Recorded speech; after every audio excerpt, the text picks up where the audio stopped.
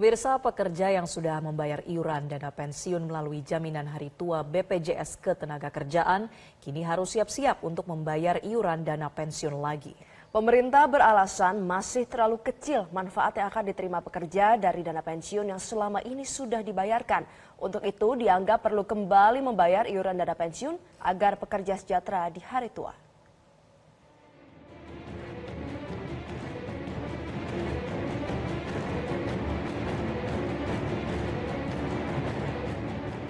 Kabar meresahkan diterima kalangan pekerja pada pekan ini. Kabar itu adalah pemerintah berencana memotong kembali gaji pekerja untuk program pensiunan tambahan.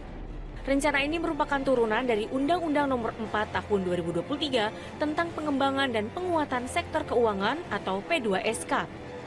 Potongan gaji tersebut akan bersifat wajib untuk meningkatkan uang pensiunan yang didapat. Ketentuan itu tercantum pada pasal 189 bahwa pemerintah dapat memberlakukan pungutan wajib iuran dana pensiun pekerja.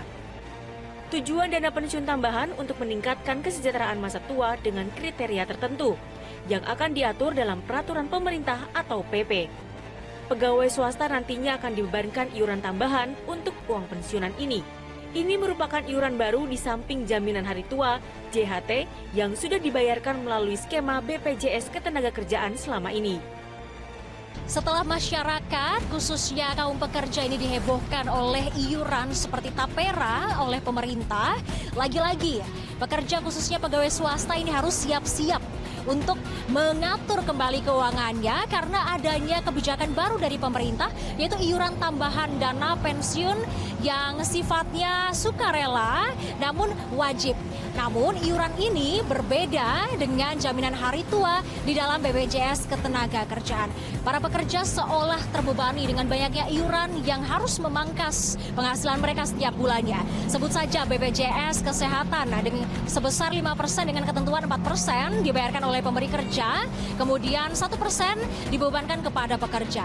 Lalu ada jaminan hari tua ini sebesar 5,7 di mana terdiri dari 3,7 dibayarkan oleh pemberi kerja, kemudian sisanya 2% ini dibayarkan oleh pekerja sendiri. Lalu ada tapera nih yang sempat menghebohkan masyarakat khususnya kaum pekerja yaitu sebanyak 3% dengan ketentuan 0,5% dibayarkan oleh pemberi kerja dan sisanya yaitu sebanyak 2,5% dibayarkan oleh pekerja sendiri.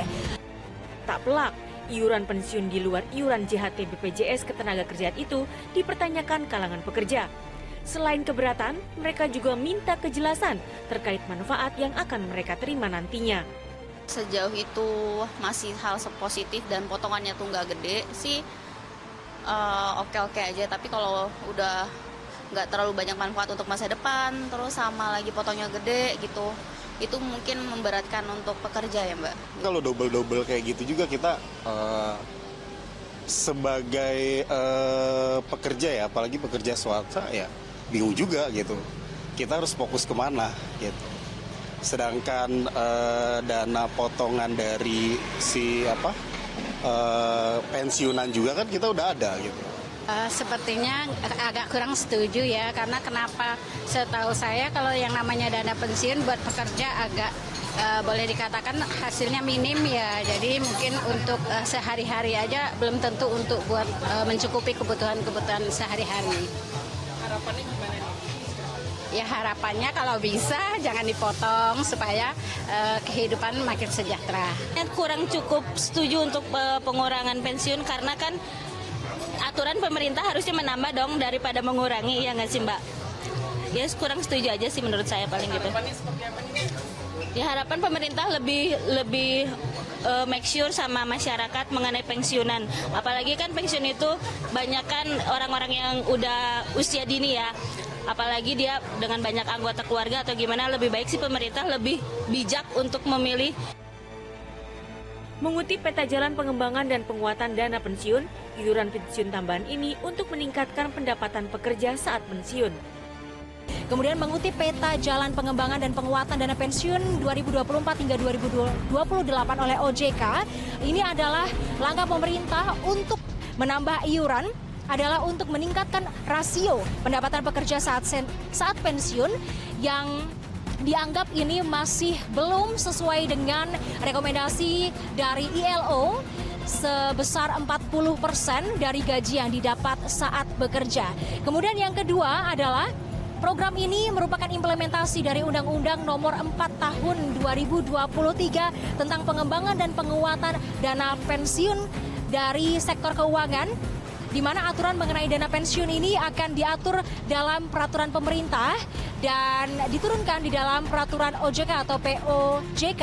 Dan ini akan penyelenggaraannya bisa melalui dana pensiun pemberi kerja atau DPPK maupun dana pensiun lembaga keuangan atau DPLK.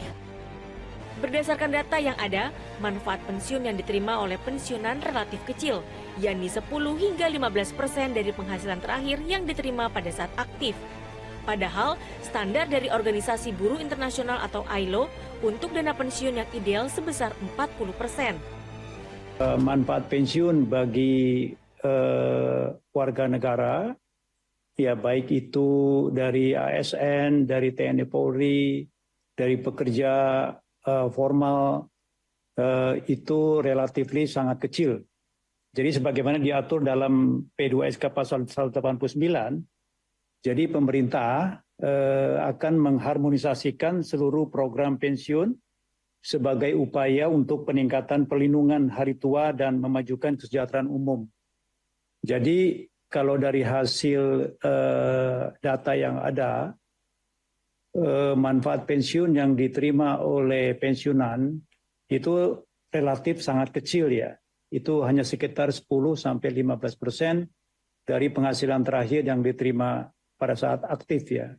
Sementara upaya untuk peningkatan perlindungan hari tua dan juga memajukan kesejahteraan umum itu dari ILO itu ada standar yang ideal itu adalah 40%. Memang, iuran wajib untuk pensiunan pekerja telah diatur dalam Undang-Undang Nomor 4 Tahun 2023 tentang pengembangan dan penguatan sektor keuangan. Otoritas Jasa Keuangan masih menunggu penerbitan peraturan pemerintah terkait dana pensiun tambahan tersebut.